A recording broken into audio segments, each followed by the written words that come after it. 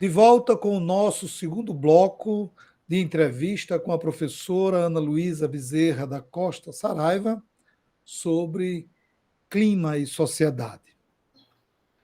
Professora, segundo matérias veiculadas pela imprensa, o primeiro-ministro britânico Boris Johnson disse que, apesar do avanço nas discussões e no pacto assinado por 200 países, não foi o que se esperava, pois gerou frustração para muitos países, em especial, aí a frase dele, aqueles para os quais a mudança climática já é uma questão de vida ou morte. Fecha aspas. O que representa a frase do líder britânico? É uma frase muito forte, né, professor? A gente pensa em vida, pensa em morte, a depender da crença, ou, né, de como você pensa o mundo, é o começo ou o fim, né? Para outras religiões não, mas dá essa ideia, né, de começo e fim. E aí a gente pensaria, escolheria, no caso, quem vai conseguir, quem vai prosseguir, quem não vai. Eu acho que essa frase que parece alarmista, catastrófica, e eu entendo que não é um chamado mesmo, e esse chamado ele precisa acontecer, né? Ele é muito sério, porque os caminhos, como eu mencionei no primeiro bloco, para resolver esses problemas, eles não são fáceis. Né? Plantar uma árvore vai ajudar? Vai, mas ela não vai resolver o problema. Né?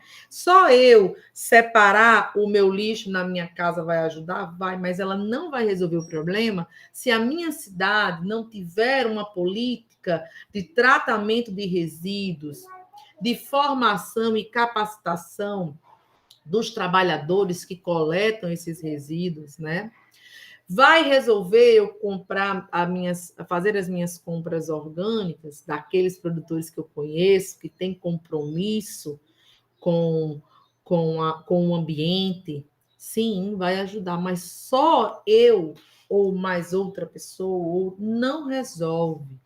Porque, como eu mencionei antes, as tratativas, os diálogos e as ações, elas precisam permear diversas escalas, tanto do recorte espacial, do lugar de onde eu falo, do que eu faço, mas também do tempo e também de quem pode. Quem pode, né? Quem pode tomar certas atitudes? Quem pode, ou quais grupos, né? Quais pessoas? Quem são essas pessoas que podem? Então, isso envolve discussões e ações a nível governamental, mas nós precisamos urgentemente de uma outra força, né? Que eu não sei se no total está disponível. Nós precisamos daqueles grupos que historicamente tiveram seus privilégios, né? Econômicos, sociais. Nós precisamos de uma mudança de paradigma. Nós precisamos pensar e construir um outro mundo. Olha que coisa difícil é essa. Ao passo que aí, né, nós temos envolvido ações que envolvem ética, que envolvem o direito à vida, que envolvem o direito a existir. Será que no planeta as pessoas todas elas estão disponíveis a isso? Será que nós estamos disponíveis? E aí eu digo desses grupos que historicamente foram privilegiados ou que tiveram, né, milionários, bilionários, eles estão dispostos a abrir mão de privilégios para garantir direitos? É uma questão que a gente precisa refletir. Porque garantir direito, e aí a cidadania, a existência, né, dos seres enquanto cidadão, é muito importante para pensar a estratégia nesse enfrentamento, né? E aí é sair do campo mesmo do individual e pensar o coletivo. E isso não é fácil. Não é fácil. E aí quem tem muito a nos ensinar? Aí os povos indígenas têm muito a nos ensinar. Muito. Tenho dedicado um pouco do meu tempo a ouvir, a assistir palestras, né? E agora, aí no rol desse ano das discussões do marco temporal, né? O Fachin, no seu voto no STF, ele diz, olha, eu não vejo incompatibilidade entre terra indígena e área preservada, porque a própria história de vida dessas pessoas está ligada à preservação. É uma outra lógica de existir. E aí eu fico até emocionada. Eu assisti uma live com 4 lideranças indígenas jovens, né? Falando, olha, quando a gente olha para um rio que passa numa terra indígena, não é só a água que está correndo, né? É uma parte do território. E é uma parte nossa também. É uma concepção que nós não temos ainda. Né? Então, é uma outra forma de ver, é uma outra forma de existir. Então, aí, né? Depois de mais de 500 anos, ainda tentando reivindicar a terra. Então, é muito difícil. Quando a gente pensa nisso, vida e morte, a gente volta lá para aqueles grupos vulneráveis. Qual a infraestrutura, qual o poder, né, de lidar com essas mudanças pensando em ações adaptativas que países mais pobres têm? Ou que povos, pessoas localizadas nas zonas periféricas das grandes cidades têm? Não tem. Então, a gente pode pensar essa correlação de vida e morte de uma forma mais restrita, mas, usando isso como metáfora, pensar o quanto a vida dessas pessoas será ainda mais impactada. Se a gente pensa nas grandes cidades, qual é o impacto que uma grande inundação traz para a cidade? Depende muito do lugar que você fala. Ela traz problema para todo mundo. Agora, como você vai se recuperar? Como você vai lidar? Como você vai gerenciar aquele momento? Diz muito do que você tem de recurso, do que você tem guardado na poupança ou não, se você tem um emprego ou não, se o seu bairro é assistido por políticas públicas ou não. Então, essa frase, eu fiquei pensando muito, né, meditando muito nessa frase, e pensar esse caminho não é fácil, mas ele é possível. E tem muita gente dedicando tempo, pesquisa, trabalho, suor e energia a pensar em estratégias a garantir a justiça climática, né? Pensando aí que nesse enfrentamento às mudanças climáticas, o termo justiça precisa aparecer, porque senão nós vamos pensar e agir num caminho que vai acirrar ainda mais os conflitos e nós teremos um grau de desigualdade ainda maior. Se a gente acha que hoje a situação é difícil, que o mundo é desigual, se a gente não pensar em estratégias reais, concretas, a garantir direitos, não e a cada vez mais reduzir privilégio, nós teremos um mundo ainda mais desigual. Porque o impacto não vai bater da mesma forma em todo mundo. Para a gente lembrar aí o que aconteceu no Titanic, né? Quem podia fugiu no bote. Quem não tinha condições, restou poucas alternativas. É complexo e, ao mesmo tempo, trágico quando uma liderança política como o primeiro-ministro britânico tem a coragem de expor e dizer uma frase dessa para todas as outras lideranças dos países que participaram desse evento. Professora, quais os principais vilões do aquecimento global? Capitalismo. Não só isso, né? Eu acho que quando a gente pergunta quem são os principais vilões, aí o pessoal já espera combustíveis fósseis, né? Claro que é, claro que é. Mas, na minha opinião, é o modo que nós vivemos. É a forma, e aí isso não é uma escolha para todos, né? Isso não é uma escolha. Para a maioria esmagadora, é a condição posta, né? Mas o sistema que nós vivemos é o pilar de todos esses problemas, pelo menos no meu entendimento. Agora, quais são os outros, né? Vamos lá. Lançamento de gases de efeito estufa e aerosóis na atmosfera, que vem de diversas práticas. Aí eles vêm da queima do combustível fóssil, ele vem do desmatamento, ele vem dos incêndios florestais, ele vem da decomposição do lixo, né? E de práticas agrícolas. Então, é um rol de ações, né, que estão aí como principais causadores mesmo das mudanças climáticas. Existem autores, né, que trabalham com a paleoclimatologia, que já identificaram outras mudanças no curso do planeta, no curso, vamos dizer, na história climática do planeta, né, e que entendem que essas mudanças aconteceram, mas elas aconteceram com outra velocidade e com causas naturais. Mas, nesse momento, o que a maioria esmagadora dos cientistas no globo entendem é que são essas ações humanas, não é, que têm gerado esse problema. Só que pensar nessas questões, ela também é complexa, né? Porque você pode dizer assim: ah, então nunca mais vou usar o meu carro. E como você vai se deslocar? Como você vai sair da sua casa para o trabalho? Dá para fazer todos os percursos de bicicleta? A sua cidade tem uma ciclovia segura para que você use essa bicicleta?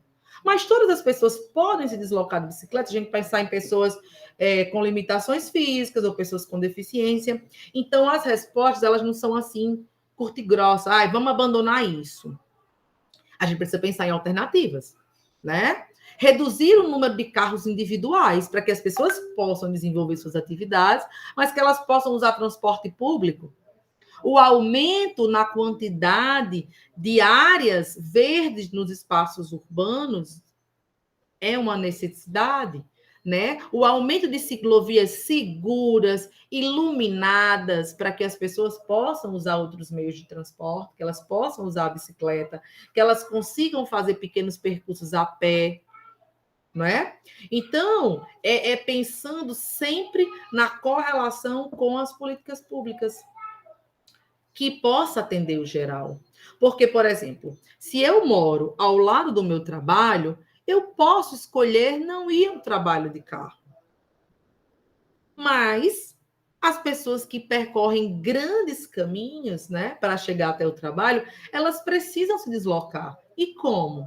Né? Então, é sempre pensando naquela escala que eu mencionei, na minha escala micro, mas também na escala meso e na escala macro. Agora, eu moro perto da minha casa, um exemplo, né? Não moro perto do meu trabalho, quer dizer, eu moro perto do meu trabalho, meu problema está resolvido. E aí?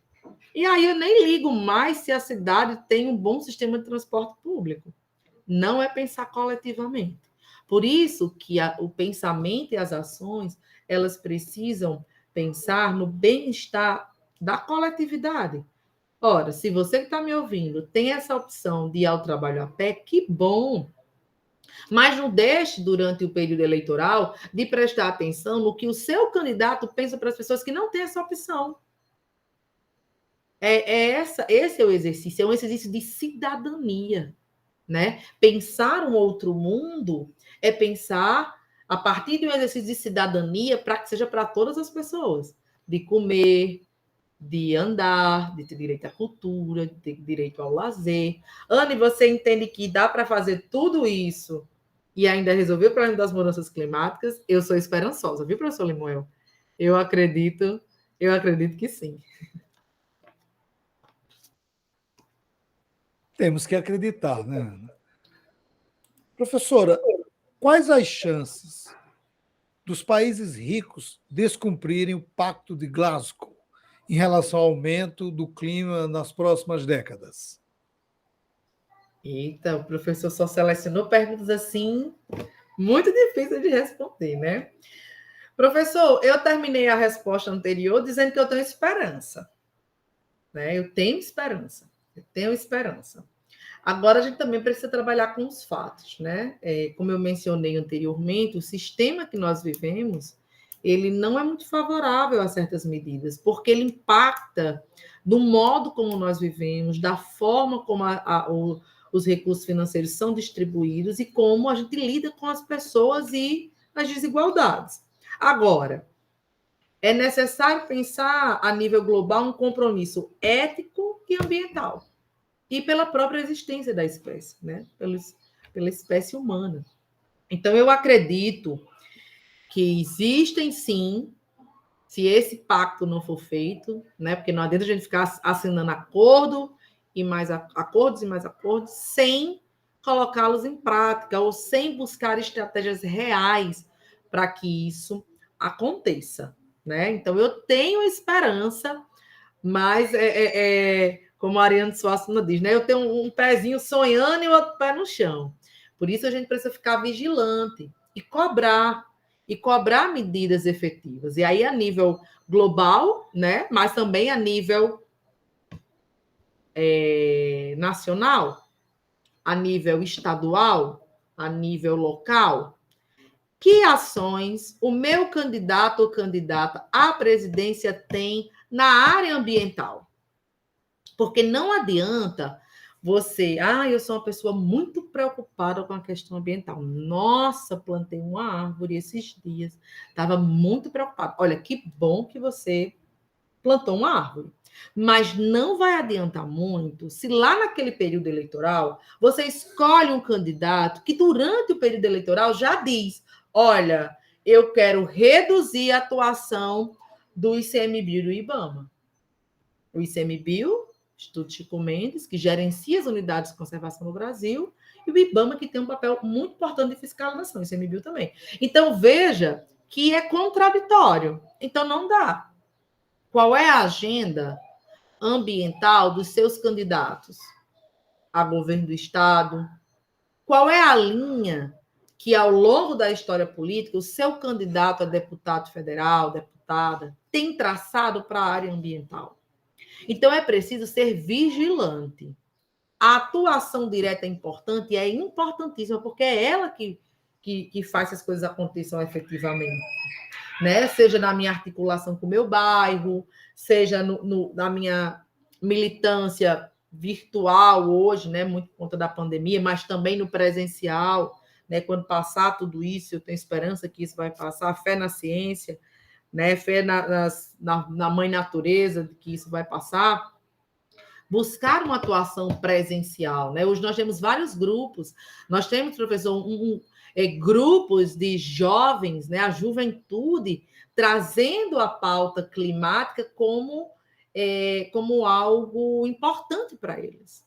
E eles têm poder de pressão, né? Seja de pressionar marcas para que mudem o seu processo produtivo, seja de pressionar governos, seja de pressionar setores específicos da sociedade. Então, eu tenho muita esperança que essa juventude, a nível global, tem acordado, né, para essa temática, tem levado essa pauta tão urgente, aí a greve pelo clima, que no mundo inteiro é organizado por jovens, pela juventude, e eu acredito sim que nós teremos um pouco de fôlego para pensar sobre isso, né?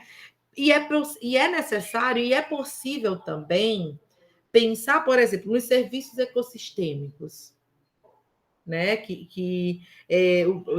A ideia de serviço ecossistêmico está relacionado aos serviços e os valores, né? Diretamente ligados ao que a natureza nos fornece. Por exemplo, o quanto vale uma floresta de pé? Quanto vale uma nascente cheia de vegetação? Não uma nascente sem vegetação. Então, a gente precisa também começar a pensar isso. Olha, um cenário oportuno, que dá, sim, dá para lucrar com algumas perspectivas, dá para trabalhar, dá para gerar emprego e renda, certo? Então, não só naquela perspectiva, nós vamos parar a economia para não mudar o clima. Não, dá para, sim, movimentar a economia, inclusive projetos de recuperação diária, pensar em outras alternativas de turismo, por exemplo, dá sim para a gente tentar aí associar produção alimentar, né, a produção de renda, garantia de trabalho e ações voltadas para mudanças climáticas, tá certo? Estamos encerrando o nosso segundo bloco da entrevista com a professora Ana Luísa Bezerra da Costa Saraiva sobre clima e sociedade. Em instantes, nosso terceiro e último bloco.